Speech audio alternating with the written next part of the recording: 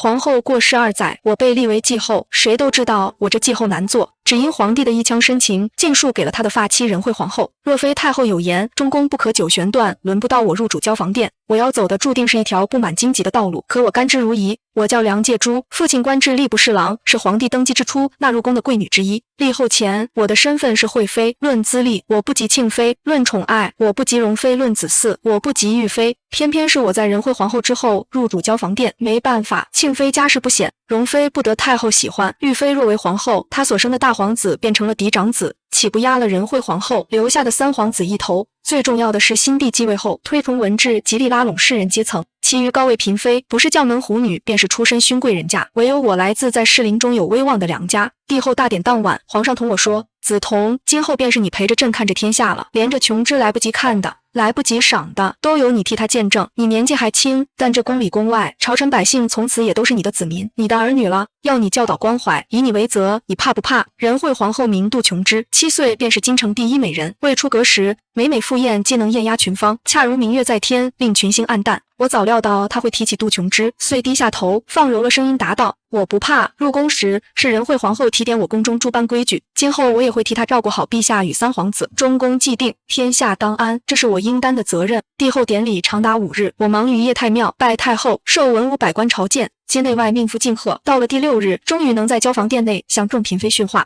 入宫数载，我岂会不知宫中这些人的脾气？容妃和玉妃不甘心我做继后，又知皇上怀念仁惠皇后，亦有一番文章要做。但他们能想到的，我也能想到。天下武功，唯快不破权谋之道亦是如此。请安入座后，心意倩美的容妃成竹在胸，凤仪若骨的玉妃若有所思，一副山雨欲来之势。我瞧见他们的神情，嘴角微不可见的扬起，下一瞬便换上悲戚之色，缓缓说道：“想当年本宫初入宫时，仁惠皇后便是坐在这个位置垂训嫔御。今日之景，倒叫本宫追思仁惠皇后的遗德，那般言行风范，宛然在目。”说着，我取出帕子，轻轻抹了抹不存在的眼泪。容妃愣了，玉妃也懵了，不就是垂训后宫吗？谁不能做？偏要扯到仁惠皇后。殿内安静了一瞬，继而响起此起彼伏的叹息声，又有人出言宽慰我。我做足伤感姿态，这才接着道：“身为后来者，本不该与仁惠皇后比肩，只是太后有言，中宫虚悬则朝政纷乱，我不敢辜负这份托付，也对不起仁惠皇后昔日的教导。既然太后与皇上有托，本宫少不得要把后宫之事担起来。诸位也需谨记仁惠皇后的指点，今后好好协助本宫，管好这后宫，为天下表率，也算是尽了你们的心意。”容妃与玉妃面上带着不甘，却一时想不出话来，只得随众嫔妃一起齐声应是。我满意的点了点头，看了一眼身侧负责相助皇后的李尚宫，他知我意思，轻轻一咳，一众宫娥齐齐走出，奉上赏赐，皆是仁惠皇后的旧物，此前尽数为皇帝珍藏在紫宸殿旁的宫室里。交房殿中有一棵桂树，挪动不得，便留在庭中。入住后上寝局的工人请示是否要将桂树移除，换成我喜欢的花草，被我斥责。昔日来往交房殿时，数次见仁惠皇后在树下休憩，可见她极爱这棵桂树。此树承载着皇后遗泽，私人怎可擅动？不仅如此，仁惠皇后留下的旧俗我也尽数不改，甚至令工人将她当年的言行整理成册，用以教导后人。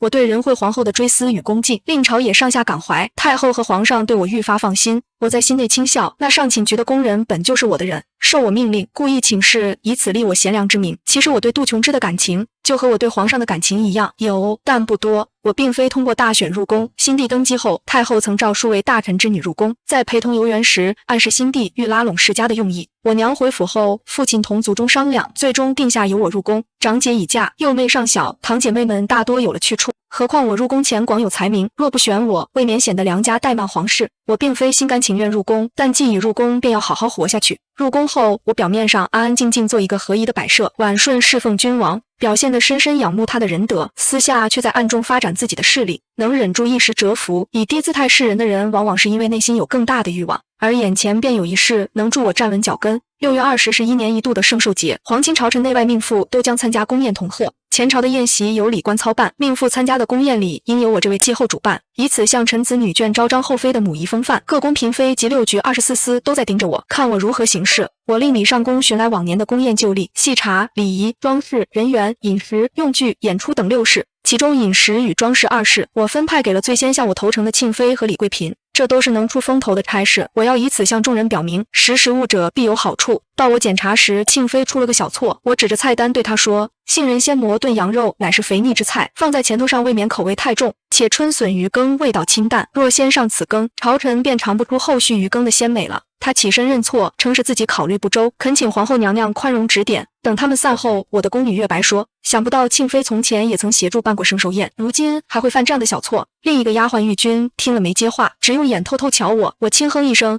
她哪是不知道这种小事，分明是故意将错误摆出来让我调教。若我连这都看不出来，怕是他们也要重新考量依附之事了。我摇了摇头，庆妃这人心思可不少。圣寿宴当日，宫宴气象一新，秩序俨然。皇上夸赞皇后辛苦时，我特意点了庆妃和李贵嫔的功劳。皇上听罢，赏下了不少东西。自此向我投诚者如云。圣寿节过后，一个昏昏欲睡的午后，我传召容妃，殿内备了鲜醇的梅子酒和一碟百合糕。众人寒暄过后，我柔声对她道：容妃若是对本宫有不满，私下直言便是，岂可用静安老太妃的身子来开玩笑？况且宴上菜肴本是庆妃盯着，你这般行事，岂不是让庆妃担责？宫宴的菜色虽不可能照顾到每一个人的口味禁忌，但宫里大小主子和宫外几位要紧人物总要顾及。静安太妃不能碰百合，所以宴后她那桌用的是莲子八宝果羹，本是没加百合的。然而当日玉京从上蔡宫娥手中接过要呈给静安太妃的八宝果羹，宴后呈上时，里边竟然掺了已煮化的百合，乍然一看根本瞧不出来。当日膳房除4膳严格把控外，庆妃还派人看得极严，很难出岔子。送菜的宫娥也没有问题，显然是在运送途中被人动了手脚。静安太妃德高望重，若在宫宴上出事，难免让人质疑我这头次操办宫宴的继后有无主理大局的能力。同样负责饮食的庆妃也会被责怪。仁惠皇后过世后的2年，后宫公务都在容妃手上，若出了这样的事，权柄少不得又会回到她手中。容妃垂着眼，娘娘有气，臣妾本该恭顺承接。然而娘娘私下问话，想来寻不着是臣妾所为的证据。既如此，臣妾也不敢担这个责任。他这话说的巧妙，既不辩解也不承认，笃定自己事情做得漂亮。我取来茶水抿了一口，凉凉地说，容妃自然知道寻不着直接证据。圣寿节前，我开恩放出去一批老工人，若有人趁机让他们多报效主子一日，我又怎会寻不着踪迹？待他走后，皇上夜里来我宫中就寝，我同他说，李上宫是仁惠皇后用惯了的旧人，也时常在我跟前惦念皇后，如今见他年纪渐长，理应容养起来。皇上允了，封李上宫为郡君，赐了住处专司供奉仁惠皇后之事。至于继任上宫之位，协助我，我说上仪觉得宋上仪行事稳妥，可继任上宫之位协助我，皇上也一并允了。这次容妃的计划便是从李上宫身上查出的。我并不信任李上宫，他不是我提拔的人，我也不能给他更多恩惠，我需要完全忠于自己的人。当着众人的面，我厚待李上宫，令太医照顾他身体。6局奏事时让他坐下，日常饮食也多赐一消化之物。于是便有识时务者赞我体恤救人，明我招揽之心，生出效忠之意。宋上仪多年被李上宫压制，圣寿节前投靠了我，替我暗中搜集李上宫的把柄。也是他告知我，李上宫明面上不偏不倚，私下却同容妃来往密切。他查到李上宫在开恩遣散宫人时动了手脚，派手下紧盯宫宴。当日李上宫侍奉帝后左右，他的心腹曾借检查为由拦过送羹汤的队列，本应离宫的宫人便于此时暗中换了羹汤。宋上仪的手下目睹一切，赶忙向玉京报信，可惜过程中让那宫人在容妃掩护下逃了，断了直接证据。而玉京来不及禀报，我当机立断，用皇嗣宗4门的莲子羹换了那碗掺了百合的八宝果羹，才避免了祸事。我不能盯着后宫每一个人，但我可以招贤纳士，让他们层层做我的眼睛和手脚。宫宴之事平息后，我私下问宋上仪，我行事比之仁惠皇后如何？已是宋上宫的他答道，仁惠皇后至情至性，一往情深，娘娘处事大方，心如止水。我不答，只是笑着让他坐下。是啊，这就是我和杜琼之的不同。当年她是万千宠爱的宫府嫡女，顺风顺水的第一美人，入东宫是要做天子的妻子。她临终前仍在生生唤着皇帝，嘱咐他批阅奏折记的休息，不要怪罪宫人，照顾好他们的儿子淑明，情深意重，世人皆赞。可从来情深者不受，而我入后宫无心亦无爱，如今要当的仅是国君的皇后。我处置容妃并非私怨，而是享受这翻手为云覆手为雨的掌控感。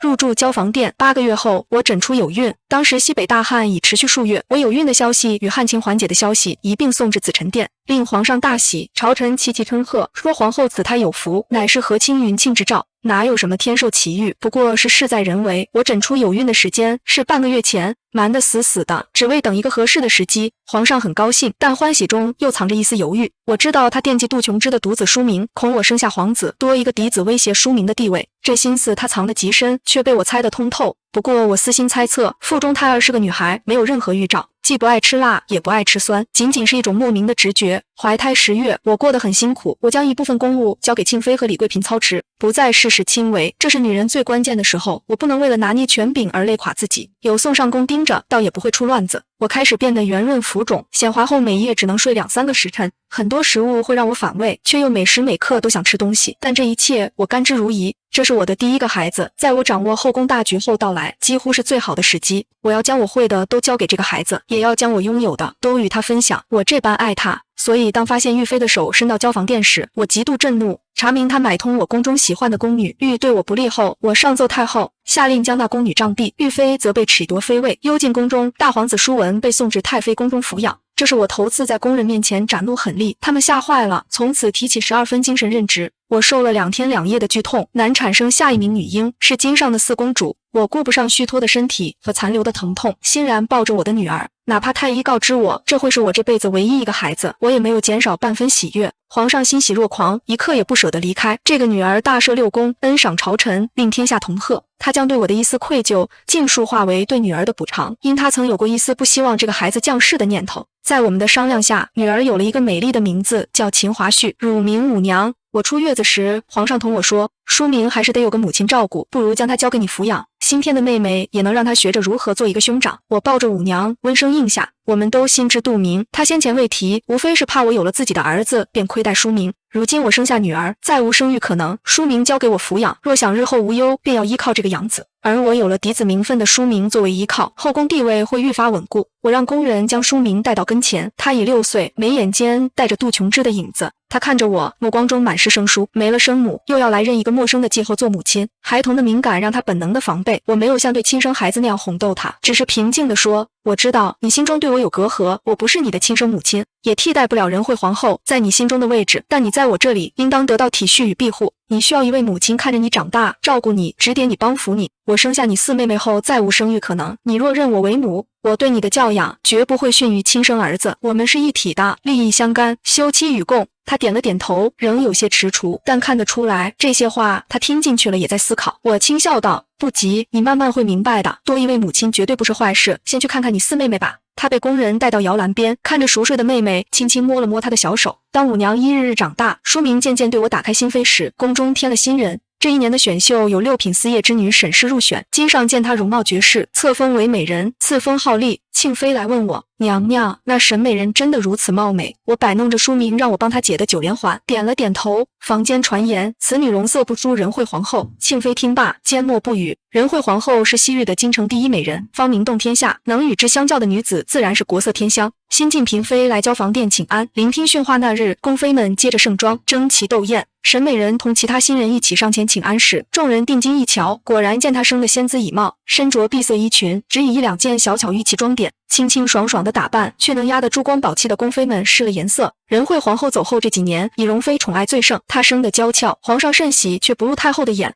此刻众人的目光不自觉在2人之间流转，谁都看得出来，沈美人的容光远胜容妃。容妃脸色铁青，厉声呵斥，好没规矩的丫头！新人们吓得都不敢起身。我笑着出声，好了，别吓着他们，都是家里千宠万爱的姑娘，一朝入宫，往后还要诸位姐妹指点扶持。这2年多来，我地位稳固，容妃不敢触怒我，这才作罢。我又指点了几句宫规礼仪，方让众人散去。我交代月白，皇上极宠丽美人，今日又这般招眼，只怕多的是人要为难他。吩咐下去，让他宫里伺候的人仔细着，别叫人钻了空子。丽美人当晚变得盛宠之后，几个月盛宠不断，先封贵人，如今已是嫔位。这般声势，连太后也注意到了。我浅笑宽慰太后，新人入宫，皇上难免图个新鲜，虽然宠幸频繁些，却也没出逾矩之事。丽嫔也并未恃宠而骄，依旧谨慎小心。母后放心，她出身清白，皇上的宠爱不会动摇重宫根基，她的性情依旧一派温和舒淡，这般姿态在皇上看来更添了绝世佳人的气度。因我庇护，他躲过了几次暗害，待我也颇为恭敬。直到我平退众人，将一卷画轴在他面前展开，画上是一位美人，一袭流仙裙，并簪一朵牡丹，立于回廊下，秋水盈盈，神态单纯明朗。沈嫔眸中满是震动，连娇嫩的唇瓣都在颤抖。娘娘，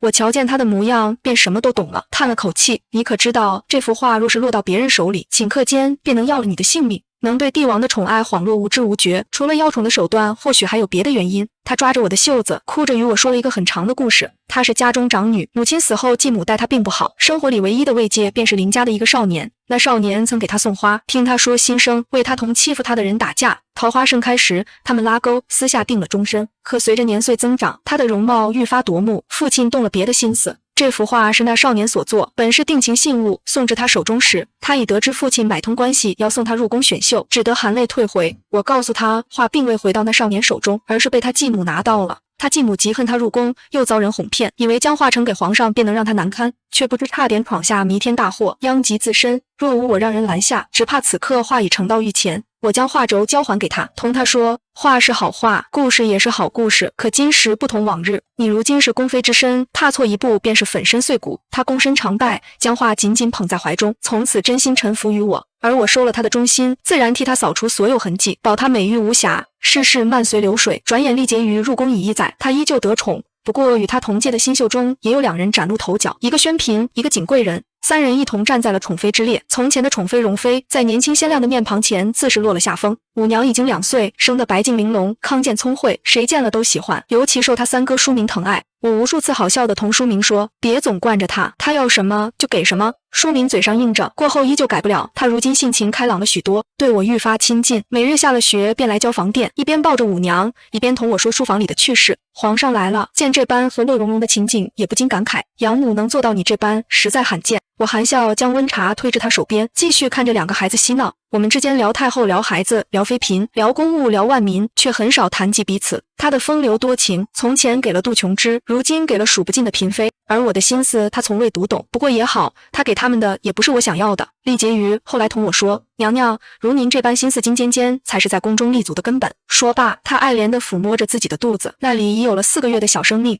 为了这个孩子，从前不甚在意圣恩的他，也开始琢磨如何留住军心，因为他不再是一个人了。母亲的境遇在这座深宫里，与子嗣的命运息息相关。我想他愿如我这般心坚，或许是盼着与旧人有朝一日能天上人间再相见。听闻他的情郎如今过得很好，已在军营中立了小功，只是仍未娶亲。欢乐去，离别苦就中，更有痴儿女。我的地位在舞娘5岁多的时候遭遇了一次严峻的挑战。舞娘4岁时，皇帝的长姐温县长公主献上一女，封为仪嫔，说是与她夫君同宗的侄女。其实她的容貌比之已生一子的厉昭仪略逊一筹，却生得极像杜琼之。回春作喜，蹙眉含颦都惟妙惟肖，以至于初见时连我都有片刻失神。皇帝更是见之不忘，思之如狂。厉昭仪、宣洁瑜、纯贵人等人都被皇上冷落了。庆妃同我说，镜中花水中映，皇上成日捧着个嫁的，偏偏自己不知情，也算是个可怜人。可怜吗？或许有几分，可他再可怜也坐拥天下，3宫6院环肥燕瘦皆在左右，思念旧人算什么深情？这世上可怜人多了，仁惠皇后可怜，容妃可怜，丽嫔可怜，沦为帝王思念发妻玩物的仪嫔也可怜。还有更可怜的宫墙之外，万千黎民每日操劳，为寸田斗米折腰，世人谁人不苦？仪嫔出身宗室，容貌又似旧人，晋升的极快，1载半的时间变成了昭容。她拥有那般容貌，足以笼络帝心，可她人心不足，竟还想染指更多权力。是凤仪宫伺候皇上起居的太监告诉我，仪昭容教唆皇上，让他将部分朝政大权分给他父兄，还说出皇后虽贤，不及圣上所爱之妃的妄言，而皇上的心意竟颇有动摇。我长叹了口气，那太监早已被我打点，对我忠心不二。我本在为此事犯愁，他却出声宽慰，我未多解释，只打赏了他，让人私下送他出宫避祸。仪昭容千不该万不该，选了一条错误的路。我将这事同舒明说了，舒明本就因仪昭容仰仗与他生母相似的容貌邀宠而厌恶他，如今听闻他还想染指朝政，笼络朝臣，更是怒不可遏。我轻抚他的额头，同他说，母亲自有主意。翌日我便告了病，皇上吩咐让庆妃、容妃及仪昭容共同理事。我病了不足7日，舒明也病倒了。皇上听闻大惊，舒明是嫡子，又是仁惠皇后所出，是他最疼爱的孩子。他不顾宫人劝阻，前去探望，恰逢舒明于睡梦中惊恐喊出，天府动摇，母后救我。皇上听闻大惊失色，尚未反应过来，回到紫宸宫后，又有4天台属官上报，皇后与3皇子病倒一事，恐有厌胜之嫌。皇上震怒，下令彻查，结果很快出来，先是查出仪昭容联络宫外道婆，不仅施了迷惑圣心的法子，还在煞神前供奉了我与舒明的纸人，行诅咒之事。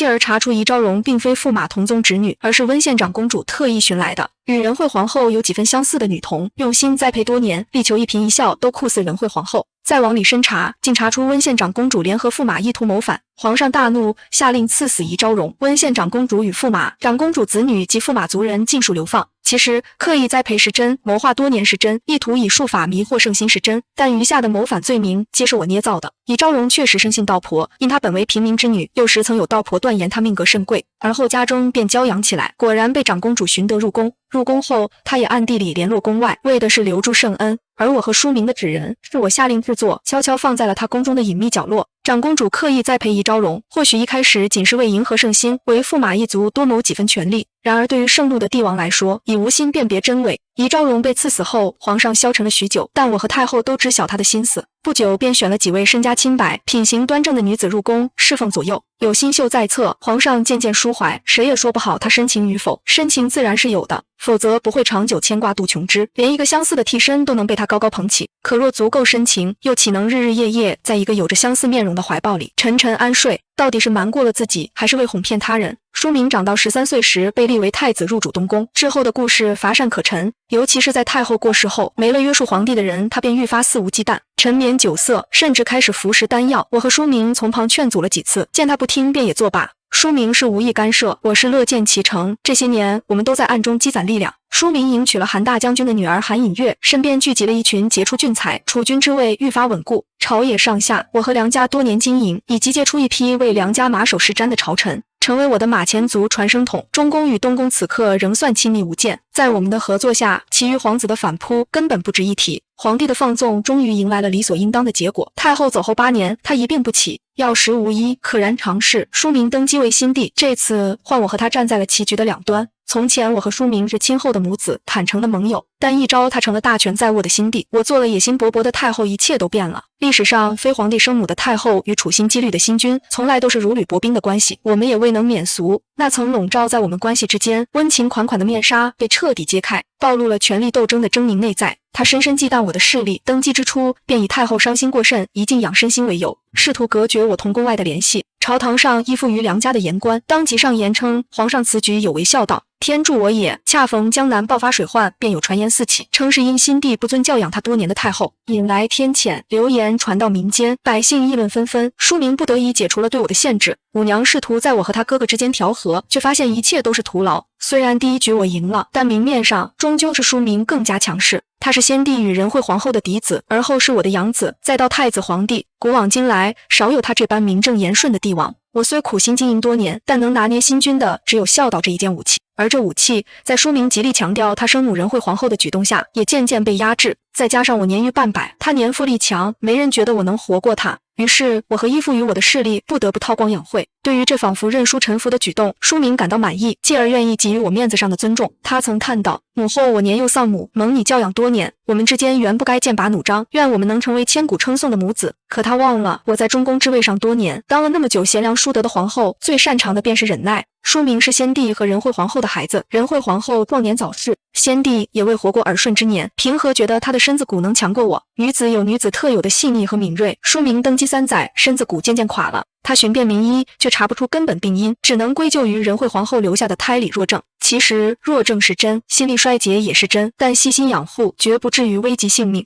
我找人访遍民间医馆，查明同他有相似病症之人的死因，多是长期服食丹药导致通体不适，暗毒累积成疾，再加上皇帝惯用的提神丹药耗费阳气，一场风寒便足以致命。他走的时候，身边只有我和他的皇后韩隐月守着，我亲手为他闭上眼睛，流了很多眼泪，送了这个我亲手养大的孩子最后一程。我对他是有亲情的，记得他刚到我名下时小心翼翼的模样，记得他后来与我亲近分享趣事的样子，记得五娘几乎是长在他怀里的时光。可在权力的斗争中，感情从来都是最危险的东西。我的性别与身份让我少了一份名正言顺，我的年纪与阅历却让我多了一份老谋深算。我没有马上宣扬胜利，而是先立了书明与韩隐月的独子为新帝，我则成了太皇太后，镇压住有异心的朝臣，开始垂帘听政。五娘曾诘问我，母后你可知道，如今民间流言纷飞，都说你害了皇兄。我为他理了理鬓边飞扬的一缕发丝，缓声答道：黎明如今食饱衣暖，方有空暇嚼舌。他们不懂朝堂纷争，更好奇禁庭秘闻，凡事难免听风就是雨，有何可怪？你自幼开蒙，同兄弟一般读四书，通五经，如今既能兼小古今，怎会连这等闲人口舌无稽之谈也要听信？母后不是我信不信，是你有没有做。我笑了。不是我有没有做，是有没有人能证明我做了。五娘母后不瞒你，但你何必刨根问底，纠结于这种细枝末节？你瞧，连你的皇嫂都不曾追问，她不是不敢，是不能。新帝还小，她要护着他。不待我说完，他又问：母后，你已是尊贵无匹的太皇太后，皇兄待你尊崇有加，民间也赞你贤良，你还有什么不满足？要行此大不韪之事，